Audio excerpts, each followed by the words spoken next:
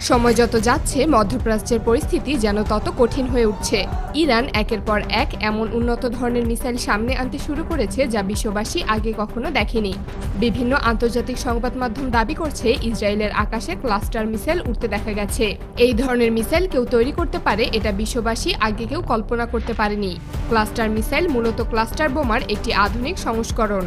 Cluster বোমা হলো একটি বড়সড় সাধারণ বোমার মতোই দেখতে, কিন্তু আশ্চর্যের ব্যাপার হলো এই একটা বোমা মাটিতে আঘাত করার পূর্বে ফেটে গিয়ে আরও কয়েক শত বোমা বের করে দেয়। ফলে সাধারণ এয়ার ডিফেন্স সিস্টেম দিয়ে এটাকে থামানো প্রায় অসম্ভব হয়ে যায়। কিন্তু বিভিন্ন প্রতিবেদনে দেখা যায় ইরান আকাশে উড়িয়েছে তাদের ক্লাস্টার মিসাইল। ধারণা করা হচ্ছে এই মিসাইল মাটিতে আঘাত করার পূর্বে প্রায় 100টি আলাদা আলাদা মিসাইলে ভাগ হয়ে যায়। বিভিন্ন প্রতিবেদনে দেখা গেছে ইসরায়েলের আকাশে হাইপারসনিক গতির আধুনিক মিসাইলও দেখা গেছে। এর মধ্যে এমন মিসাইল দেখা গেছে যে মিসাইল লক্ষ্যবস্তুতে আঘাত করার পূর্বেই দুইটি আলাদা ভিন্ন মিসাইলে বিভক্ত হয়ে যায়। কিন্তু এত কিছুর মাঝখান দিয়ে সবথেকে বেশি আলোচনায় এসেছে উত্তর কোরিয়া।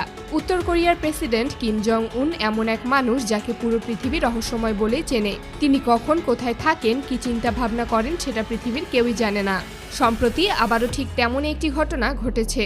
মধ্যপ্রাচ্যের এই চলমান পরিস্থিতির মধ্যে বিশ্ব নেতারা যেখানে অনেকটাই চুপচাপ, সেখানে কিম জং উন তার নিজস্ব ভাষায় জবাব দিয়েছেন।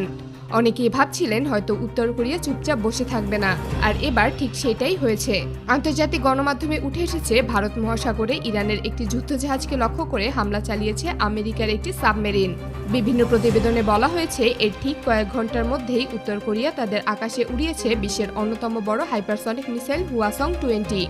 এই খবর ছড়িয়ে পড়তেই নড়েচড়ে বসেছে গোটা বিশ্ব। এটাকে সাধারণ কোনো মিসাইল ভাবলে ভুল করবেন। এই ধরনের মিসাইল পারমাণবিক ওয়ারহেড বহন করতে সক্ষম।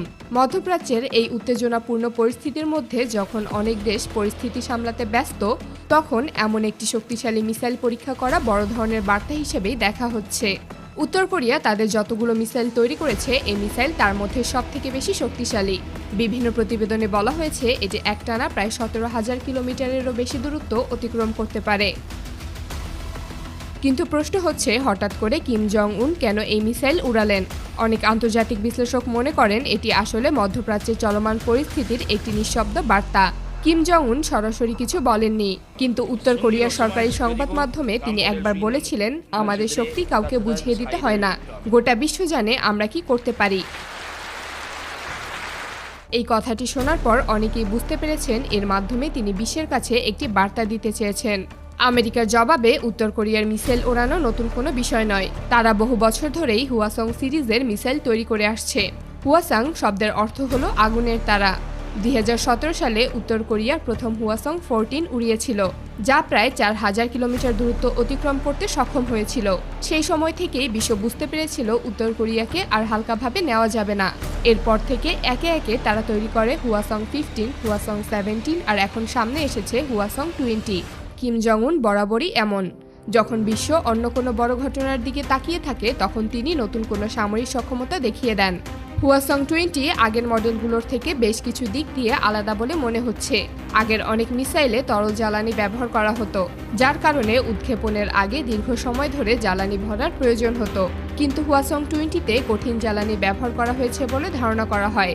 এর মানে হলো প্রয়োজন হলে এটি খুব দ্রুত উৎক্ষেপণ করা সম্ভব। বিশেষজ্ঞদের মতে হুয়াসং-20 এমন একটি মিসাইল যা একসাথে একাধিক লক্ষ্যবস্তুতে আঘাত হানতে পারে। এই প্রযুক্তিকে বলা হয় MIRV।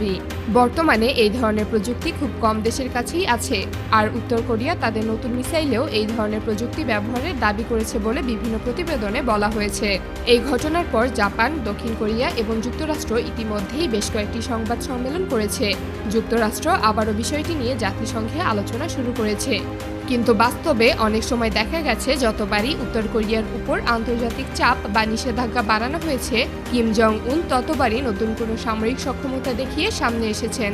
2017 সালে তার মিসাইল পরীক্ষা চালানোর পর নিষেধাজ্ঞা এসেছে। 2022 সালে আবার তারা হুয়াসং-17 পরীক্ষা করেছে। এরপরও নতুন নিষেধাজ্ঞা এসেছে, আর এখন তারা হুয়াসং-20 সামনে এনে দেখিয়েছে যে তাদের থামানো সহজ নয়।